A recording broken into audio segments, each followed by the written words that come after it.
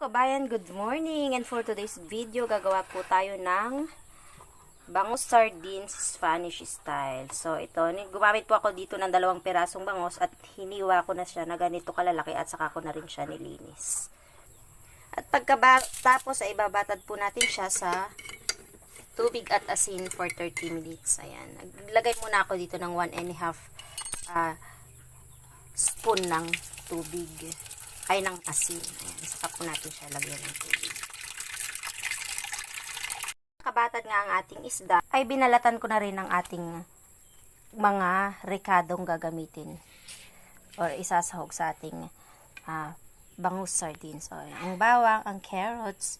Gumamit ako dito ng bell pepper kasi hindi mas mahilig si Habi sa siling maanghang. Pero naglagay pa din ako ng 3 piraso lang naman. At saka ang